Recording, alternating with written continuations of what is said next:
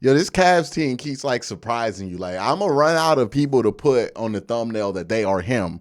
But like every game, somebody else does something. Now I'm like, oh no, man, I forgot how good they were. And this was another example, man. They did not have Darius Garland nor Donovan Mitchell, right? The two guys we've been talking about why the Cavs can be championship contenders. They didn't have tonight. They had to start Karis LeVert at point guard. Everybody assumed that the streak was cooked. Ooh, that was a bad assumption. That was a really, really, really bad assumption because this team, the reason that a player like Donovan Mitchell and a player like Darius Garland is able to take this team to the next level is because the foundation of this team is great, right? Like that's why when you get elite level scoring from your backcourt, you're able to be one of the best teams in the NBA because everything beneath it is great. You can create buckets without needing to have those elite guys back there. So when you do have them, you just go to the next level. Not only are those guys getting buckets, they're getting clean shots. They're getting very good looks on a consistent basis. And when you create good looks, you're going to create good offense. And that's what happened today. Cavs won 112-88. Who would have thought the Cavs' biggest point differential would have been in the game without both their all-star guards? Who would have thought? Now, who was the leading scorer today? Was it Jared Allen? Jared Allen went 11 of 16 from the field with only 5 rebounds, so 23 and 5. Oh, no, 7 rebounds, 5 defensive rebounds. So he went 23 and 7 with 2 blocks. Evan Mobley had 11 and 8 blocks with 8 rebounds, close to a triple-double here. Didn't have a great day from the field. Took a lot of like off dribble shots. Like he's still not confident in his dribble to get some clean shots from the floor, but he's getting there, right? It's coming, right? He's just a really young player at this point. Dean Wade, again, we're going to have probably one more of these bad Dean Wade games to get him back to probably like 35% shooting from 3. He didn't have any points today, but was fine defensively.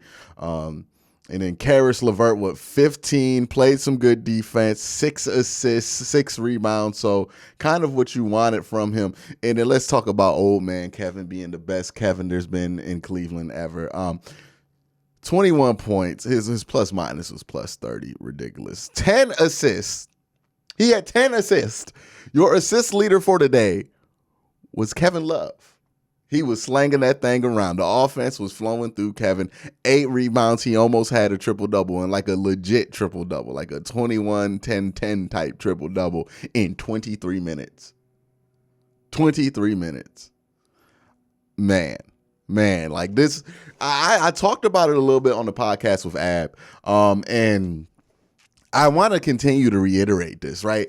You know, when Kevin Love was in Minnesota, he had his own identity. He was a bucket getter, a rebound guy, you know, one of those dudes. But when he got traded to Cleveland during the whole LeBron era, you would be hard-pressed to really know what Kevin Love's basketball identity was. He was the dude that was supposed to be the third star, but never really felt like the third star, and that everybody kind of always wanted more from until we just gave up on it, right?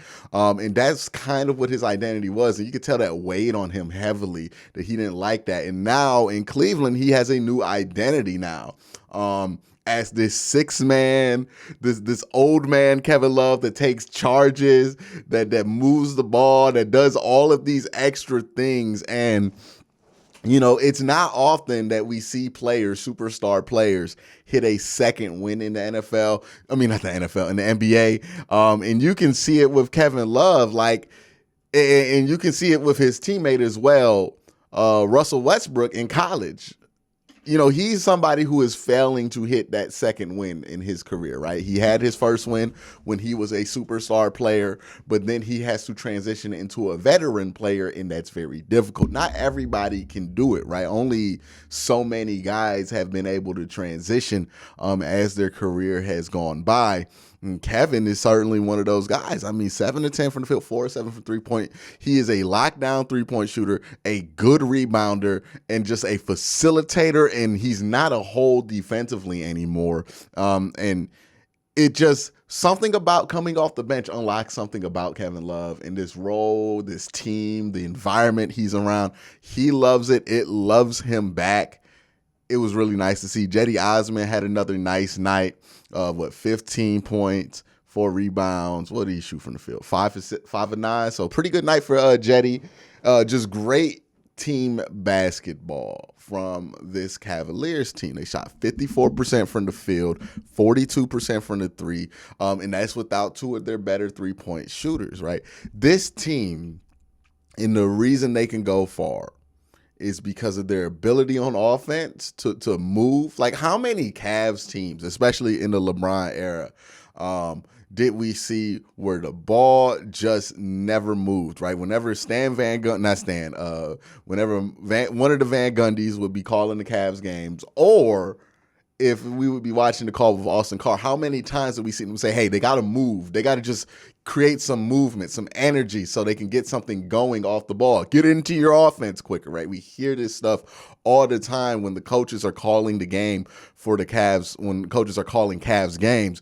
And now we're starting to see what that looks like. And this looks like a Spurs team, like back in the day, like the 2014 Spurs team, where the ball is always moving. They put in the backup, the white flag unit, the hey, we won unit, and they was moving the ball like that. Like the ball had energy, you know what I mean? And that's what they're able to do here. And that's fine and good in the regular season. The reason you make a move to get Donovan Mitchell to pair him up with Darius Garland is for the playoffs, so you can have elite half-court scoring as well. And now you got the best of both worlds, right? You can move the ball. You have guards who, when they're healthy, are unselfish and fit perfectly. They can be spot-up shooters. They can do everything you want them to do. They're good facilitators, good passers, and they can do all of that. And then, when you need them to be scorers, isolate and dominate off pick and roll, they can do that too. That's why this team is special. But the foundation of this team, and you got to give credit to JB Bickerstaff for putting this foundation together and being really creative with how he's drawn this offense together. Even Luke Walton deserves some credit in this, because it's like we used to see with the Young Warriors team. It's like we used to see back in the day with the Kawhi Leonard Spurs teams, when Tim Duncan was in his twilight. Like, it's that kind of unselfish system basketball that has been proven to be championship contending basketball, no doubt, but championship winning basketball. This is a serious team, y'all. Like, they come out here on the road against a bad Detroit team, mind you. It's a bad team. It's a really young, bad team. But it would have been real easy for the Cavs to give a dog effort and just throw the chips in for Sunday when they play the Lakers.